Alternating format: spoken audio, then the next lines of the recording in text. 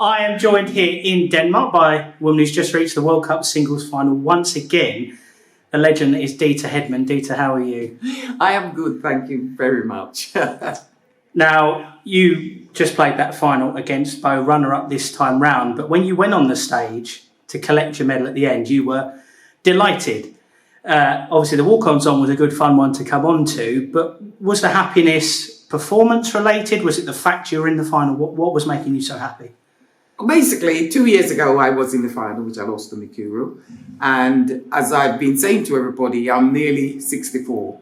And my semi-final wasn't that good. I was winning. And then I had a hot flush that just took me out of my sail, to be fair.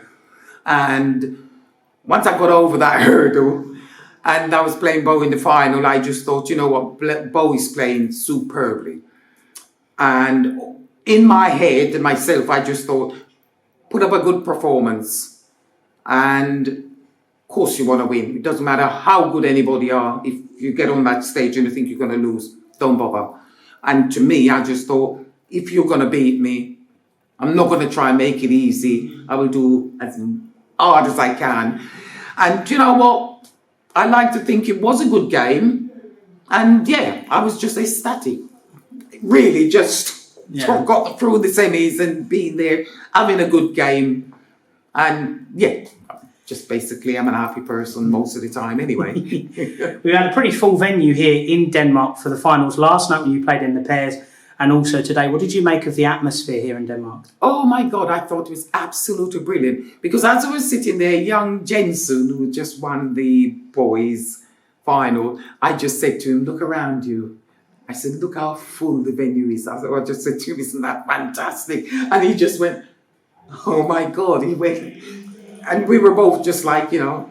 And from there, as I say, where the venue was full, in my head, I just thought, please play better than you did in the semi.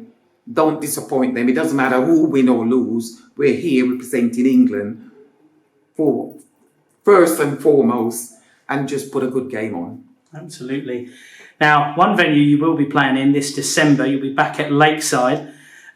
You've played there a number of times. Does it stop feeling special for you every time you come there, or is it still a very important thing for you? Do you know, I'm trying to think when I qualified for Lakeside, 2009 I think it was, because obviously I stopped playing 1997 and I came back 2008, did the qualifier.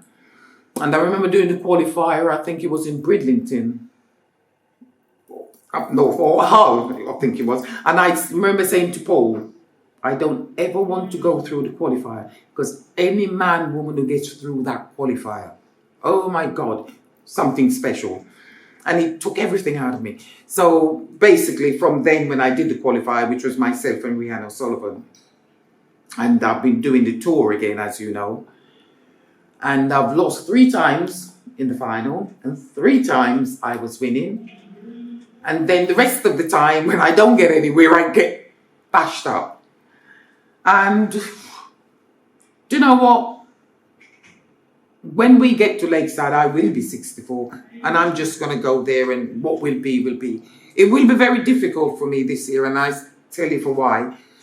Because where I work nights, from the end of November to all of December, because I work for Royal Mail, we are not allowed any time off. And so where they put it in December is going to be extremely, extremely difficult for me. So I will take it as it is, and I just fingers crossed that I get drawn a weekend so I don't have to have any time off. And really, I just look forward to it. And it's brilliant that we do have a World Cup, a World Championship, because it was never in doubt. But it's a long process, and oh, good God, a lot of people who are on the outside really doesn't understand what goes on behind the scene. It's not just a matter of getting a sponsor, you're getting TV there. There's so much work, as you know. And it frustrates the hell out of me when all these keyboard warriors put their tosh on. And try not to swear. And now that everything is finalised, again, the Ladies World Championships, £25,000. 50 grand for the men. And you know what? Hopefully we can go forward from this and make it bigger and better. And obviously, I keep saying I'm coming near the end because every day you just enjoy and see what it is.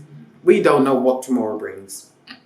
So for me, while I'm still in good health as such, not playing too bad at all, I'll just keep going until when it's time, when my body and mind says, you know what, it's time to give it a break. And that's what I will do always. Yeah. Now, just a few quick fire questions so that the people coming to see us at Lakeside know a little bit more about Deta Hedman. Who's your favourite darts player of all time? My favourite darts player of all time? Oh my good God, it's got to be Phil Taylor.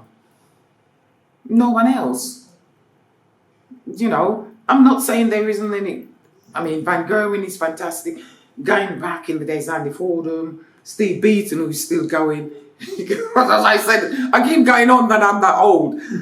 I've been through the ranks with all of them and with the new generation. So for me, Phil Taylor.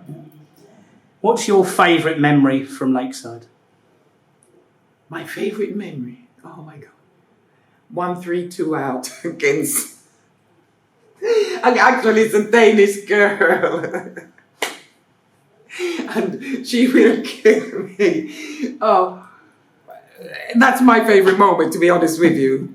And Louise Peters. Because I'll tell you, the first time when I had 1-3-2, I thought bullseye, 32 is rude. So I went the other way and I missed it. And then when I played Anne Louise Peters again, I just thought, oh, to hell with it. And I did it. And that was my best moment. Yeah. You've won more than 200 trophies in your career, probably even more than that, but more than 200 ranking events. Can you pick out one that's the most special for you? The most special for me was the Masters, 1994, because the women didn't have a World Championship, so the Winmau World Masters then was our World Championship. And that, for me, is the pinnacle. Yeah. Who is your toughest opponent? Who is my to be honest with you, Bo Greaves. She's my bestest mate. We play pairs. But you know what? I'm going to chin her one of these days. But she is, by far, my toughest opponent. As a dart player, what would you say is your biggest strength? My biggest strength is I never give up. And there have been so many people, to be honest with you, when I played at Lakeside, I know you shouldn't read what the keyboard warriors. I remember somebody calling me bottle job, blah, blah, blah. And I'm thinking if I was a bottle job, I'd never get there. But to me, in my mind and body, I don't give up. I just keep going. And what will be, will be. If you could go for any meal in the world, what would be your favourite? Oh, my favourite meal is chicken breast covered in paprika, chicken seasoning, new potatoes, and a lovely crispy salad. Perfect. If there was a film made about your life, who would you want to play Deta Hedman? Whoopi Goldberg. Perfect. If you could be any other athlete in the world, who would you like to be? Roger Federer. Good shout. Two more things. What's the best advice you've ever received in darts? My best advice? In fairness, I've never really had any advice because I'm like a lion, if you like. My head plays with me, like most people. But if somebody puts me down, I dig in and I'll go show them, don't you ever do that again because I will show you I'm never that person. So never put me down. Yeah. And a fun fact about you that not many other people know. I can't say. I am sorry, Andrew. I cannot say. I cannot tell you that. We were talking about it the other day, but I cannot tell you that. Not on a podcast. You can ask Paul, but I'm not telling you.